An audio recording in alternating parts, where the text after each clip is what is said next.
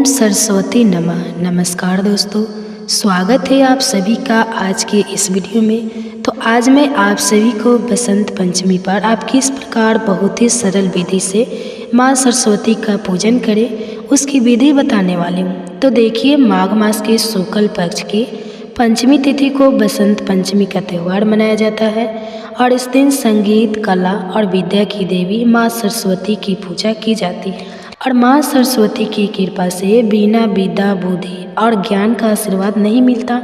तो पूजा से पहले हम जगह को साफ करके चौक पुरा लेंगे। तो यहाँ हल्दी से मैंने अष्टदल कमल और स्वास्तिक बनाया है। माफ़ करना, मैंने स्क्रीन पे आपको नहीं दिखाया है, कृपया आप आवाज़ सुने और इसी तरह करें। आप चाहे तो रंगोली कलर से रंगोली भी बना सकते हैं। इसके बाद चौकी लगाकर उसके ऊपर पीला या सफ़ेद रंग का हम वस्त्र बिछाएंगे और यहाँ पर फूलों का या अक्षतों का आसन देना। फिर हमें और सरस्वती माँ की फ़ोटो, प्रतिमा या धातु की मूर्ति है अगर आपके पास, तो उन्हें विराजमान करें। इसके बाद अक्षत को या फूलों का आसन देते हुए प्रथम पूजे गणपति जी को भी हमें ज़रूर से विराजमान करना है। और देखिए, यहाँ पर मैं सरल विधि शेयर कर रही हूँ, तो कलश स्थापना नहीं की है। अगर आप कलश स्थापना करके इस पूजन को करना चाहते हैं तो उस तरह की वीडियो मेरे चैनल पर अपलोड है, आप जाकर देख सकते हैं। अब इसके बाद देखिए, अगर आप विद्यार्थी हैं और स्टडी कर रहे हैं तो स्टडी से रिलेटेड सारी चीज़ें जैसे बुक्स, पेन, पेंसिल या फिर जिस सब्जेक्ट में भी आप वीक है उसकी बुक आप यहाँ चौकी पर जरूर रखें। सरस्वती माँ के चरणों के पास और एक शुद्ध देसी घी का दीपक हमने प्रज्वलित करके रख लिया है और यहाँ पर बांसुरी मैंने रखी है। आप पूजा से संबंधित कोई भी वस्तु, घंटी या शंख भी रख सकते हैं, क्योंकि यह सभी वस्तुएं हमारी आराधना को ईश्वर तक पहुंचाते हैं। तो स्नान की भावना से हमने सभी को गंगा जल और फूल की सहायता से छींटा दे दिया है। इसके बाद प्रथम पूज्य गणपति जी को वस्त्र की भावना से कलावा और जनेऊ अर्पित कर देंगे। अब यहाँ पर माँ सरस्वती को मैं पीले रंग की चुनरी अर्पित कर दूँगी। वस्त्र की भावना से अगर आप चुनरी अर्पित ना करना चाहें तो आप कलावा भी अर्पित कर सकते हैं। अब इसके बाद गणपति जी का चंदन रोली से टीका करेंगे, अक्षत अर्पित करेंगे। अब इसके साथ ही देखिए, यहाँ पर लाल गुलाब और धूप घास में गणपति जी को अर्पित कर दूँगी। तो देखिए, बसंत पंचमी का जो दिन है वह इतना अधिक पावन होता है। शायद ही आप यह बात जानते होंगे कि श्री रामचंद्र जी बसंत पंचमी के दिन ही माता सबरी के आश्रम में गए थे। अब इसके साथ ही माता सरस्वती के मस्तक पर उनके चारों हाथों से हम तिलक करेंगे, उनके चरणों में तिलक करेंगे और उनके जो वाहन है हंसराज, सभी को हम तिलक कर लेंगे। देखिए, माता सरस्वती के दो हाथों में तो वीणा होती है, तीसरे हाथ में वेद और ग्रंथ होते हैं और चौथे हाथ में सफ्टी की माला। तो इस प्रकार से सभी पर हम टीका लगाएंगे। और देखिए, स्टडी से रिलेटेड जो पुस्तकें आपने रखी है या पूजा से संबंधित वस्तुएं जो भी आपने रखी है, सभी का हमें विधिवत पूजन करना है, क्योंकि इन सभी वस्तुओं में माता सरस्वती का वास है। आप देखिए, दीपक को भी हमें ज़रूर से टीकना है और हो सके तो बसंत पंचमी के दिन माता सरस्वती को सफ़ेद और पीले रंग के पुष्प आप जरूर अर्पित करें। और ना व्यवस्था बन पाए तो जो भी पुष्प हो उनसे आप सप्रेम माँ का पूजन करें। और इसके साथ ही देखिए, बसंत पंचमी के दिन आपको माँ को मोर पंख जरूर अर्पित करना है। चाहे आप एक ही मोर पंख अर्पित करें, पर जरूर करें। अब इसके बाद माँ को कुछ श्रृंगार की सामग्री हम अर्पित कर देंगे। आप जितना चाहे उतना अर्पित कर सकते हैं, 5, 7, 9, 11 या 16 श्रृंगार की सामग्री भी माँ को भेंट कर सकते हैं। तो देखिए, बसंत पंचमी पर रंगों का विशेष महत्व होता है।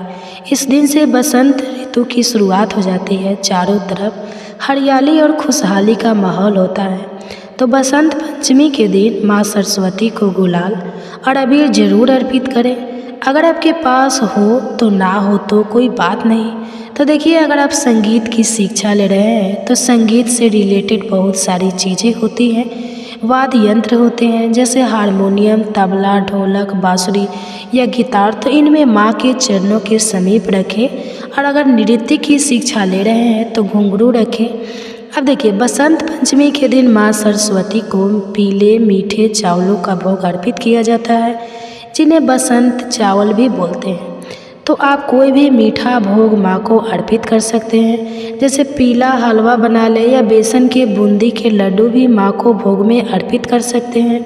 और इसके साथ ही देखिए, बेर बसंत पंचमी पर माँ को विशेष रूप से अर्पित किए जाते हैं। तो कोई भी हरे और पीले फल आप माँ को अर्पित कर सकते हैं। तो यहाँ पर मैंने अमरूद, बेर और संतरे का भोग अर्पित किया है।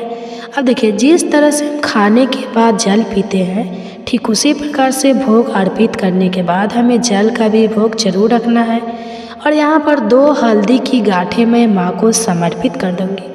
अगर आपके पास कच्ची हल्दी हो जो अदरक जैसी होती है तो उसे भी अर्पित कर सकते हैं। और इसके साथ ही अपनी शक्ति और सामर्थ्य के अनुसार कुछ दक्षिणा अवश्य निकाल दें। इससे पूजा में कोई कमी होगी तो पूरी हो जाएगी। अब तो इसके साथ ही हाथ में थोड़े से पीले पुष्प लेकर हम बसंत पंचमी की कहानी को पढ़ लेंगे या सुन लेंगे। तो देखिए, बसंत पंचमी की अगर आप कहानी सुनते हैं तो आपको स्वयं पता चल जाएगा कि यह दिन इतना महत्वपूर्ण क्यों है।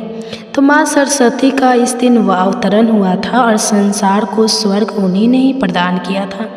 अब कथा संपन्न होने के बाद हाथ के पुष्प या अक्षत अगर आपने लिए हैं तो वह गणपति जी के और माँ के चरणों में छोड़ दें। अब देखिए, जो दीपक हमने प्रज्वलित किया था उसी से मैं आरती कर लूँगी।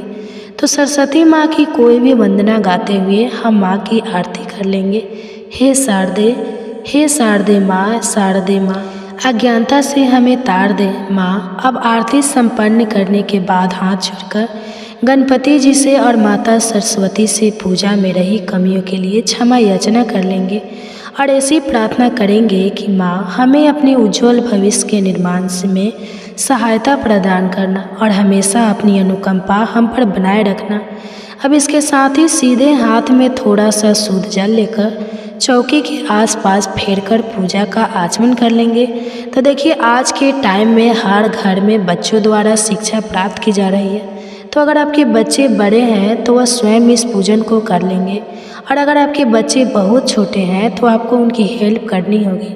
और बच्चे अगर इस पूजन को करने में आनाकानी करते हैं, क्योंकि देखिए आजकल ऐसा होता है, तो आप स्वयं इस पूजन को करें और बच्चे को उसमें शामिल जरूर कर लें। और इसके साथ ही बसंत पंचमी के दिन का महत्व, इस पूजन का महत्व अपने बच्चे को जरूर बताएं और ऐसा करते हुए अपने बच्चों का मनोबल जरूर बढ़ाएं। तो उम्मीद करती हूँ बसंत पंचमी पूजा की यह सरल सी विधि आप सभी को ज़रूर पसंद आए। अगर पसंद आए तो वीडियो, अगर अच्छी लगे, थोड़ी सी भी पसंद आए तो वीडियो को लाइक करें, शेयर करें और मेरे साथ जुड़े रहने के लिए मेरे चैनल वंदना काव्या को सब्सक्राइब जरूर कर लें। तो मिलते हूँ अगले वीडियो में, तब तक के लिए जय जय सरस्वती माँ।